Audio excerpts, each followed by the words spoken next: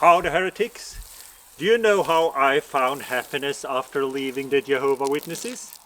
Because when I was a PIMO, PIMO means physically in, mentally out. When I was a PIMO Jehovah Witness, the other ones would come here often to encourage me, and when they want to encourage you, they will tell you that everything about reality is bad. Like they would come and look at my garden and they would say, it's like a paradise, but it's not a real paradise. There's a lot of things that's wrong about your paradise. It's not a real paradise. You should give your time and energy to do things that benefit Watchtower. And remember, this is the weird thing, they always used to say that God will destroy this. And if you've never been a Jehovah Witness, it sounds weird. Why would a God destroy this? This is some vegetables, and God will destroy it. Well, the thing is, they believe that in the Garden of Eden, God say, if you eat this fruit, you will die.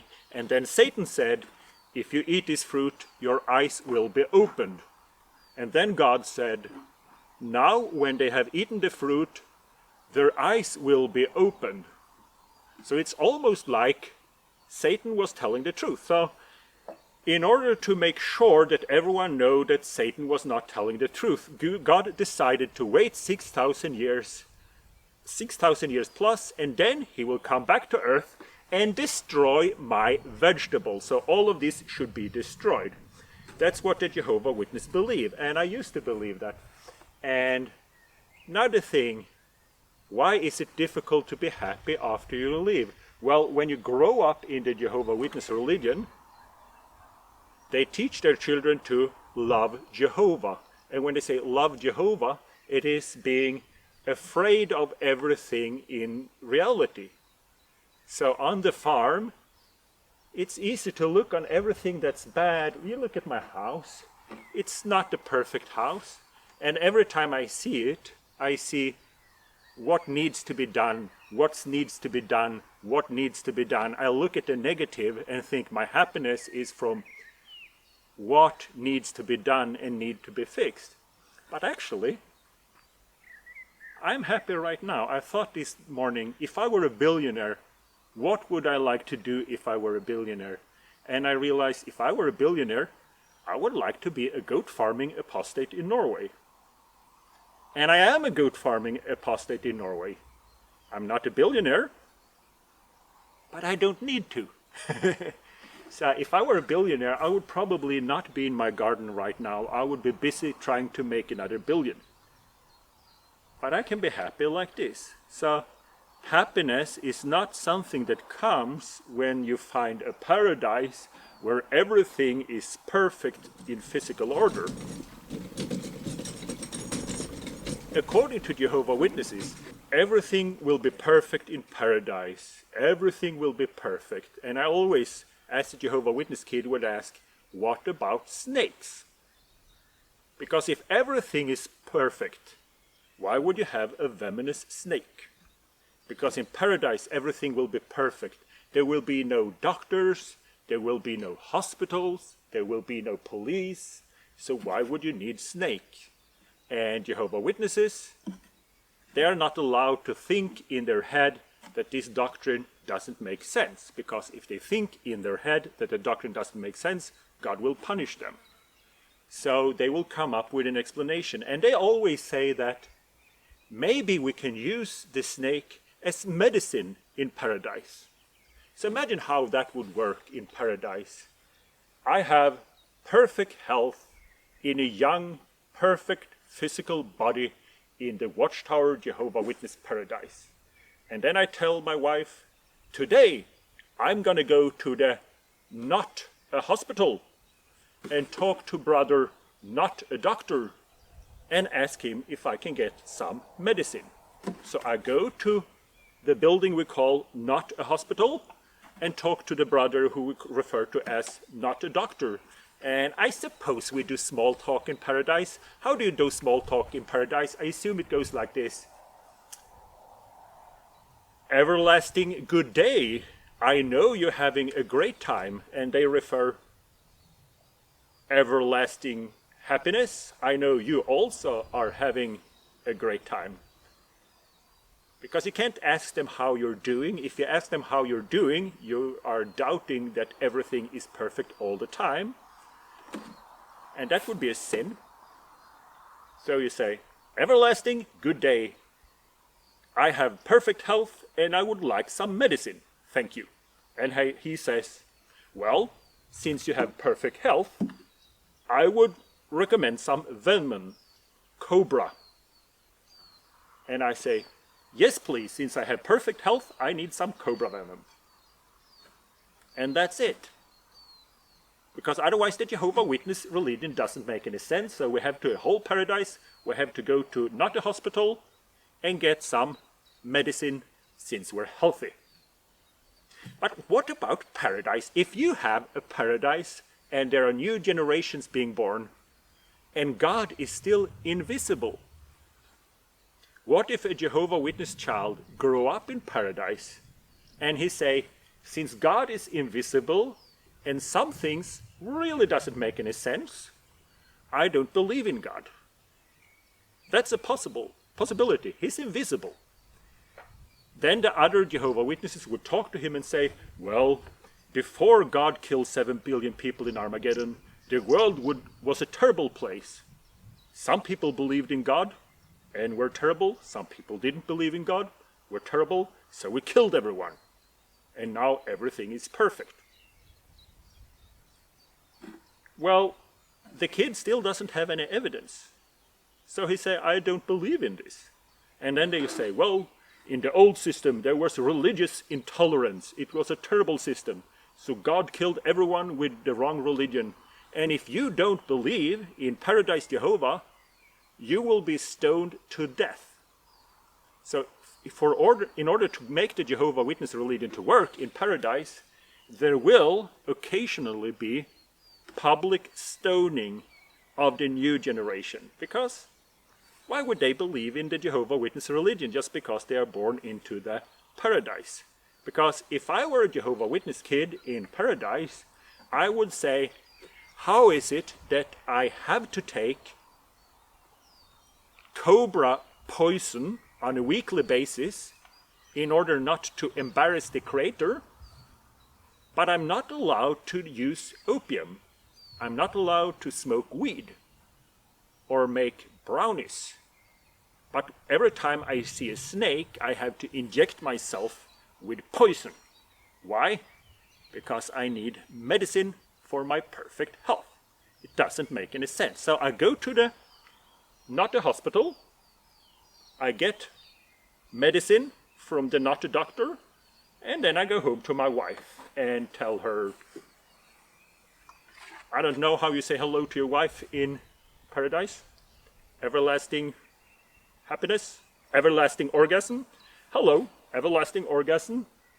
There will be a public stoning today. And we will enjoy this, because if we don't enjoy it, we will be the next one to be stoned. And not in a good way. So I no longer believe in the Jehovah Witness religion. What I believe in is enjoying life. The experience of paradise is the experience of present. If you feel that you're happy now, and if you learn to be happy now, then you're happy in the present. And if you would live, if the Jehovah Witness paradise was a real thing, it's not, but if it was a real thing, and you walk up to Jehovah Witness and say, everlasting happiness, how do you feel today? He would say, I am feeling happy now. He would not have the feeling of eternal happiness. Real happiness is in the moment. And when you realize that instead of looking for everything that's wrong in what they call Satan's system, and you look at the things that's nice, and the thing you do have instead of the things you don't have, you can find happiness. So in Norway, there's a place called Marmorslottet. It's the marble castle, and it's a river that runs through marble. And I will link a video in the description. It's very beautiful, and if you come to Norway, you can go and visit me, and then you can go and see that place. But I'm actually trying to recreate the same thing here, because I have a river through my farm, and the mountain right here is actually marble. So I'm trying to move the river to follow the marble vein. So I have pink marble here, so come back in a few years, it will be beautiful, or it will not. I'm gonna do my best. Because when we are raised as Jehovah Witnesses, we are learned that being sorry is a virtue. Like my parents would tell me, you did something wrong, are you sorry? And if you would say, I'm not sorry, you would get a beating. It was my parents, and it's kind of a Judeo-Christian thing. But why would being sorry be a virtue? Learning is a virtue. So one of the keys to being happy, I learned, is to appreciate the person I am now. I've done a lot of mistakes in my life. I ruined friendships, I ruined relations, I lost money. And I look back at that, and with my background, my instinct is to look at him and say, Jonas, you're an idiot, you did all these mistakes. Another way of seeing it is that the person I am now, in this moment, he would never do this mistake. So why would I beat up the person I am now for what a different version of me did? He did a mistake, but this person would never do this mistake. So when I learned to look back at my mistakes, and I take 100% responsibility for them, but I'm no longer sorry, because it wasn't me. It was the previous me. I'm stuck with the bill, I'm stuck with the negative and the positive consequences. The positive consequences is that I, while pioneering, saved up money to buy myself a crappy farm with marble. Look at this.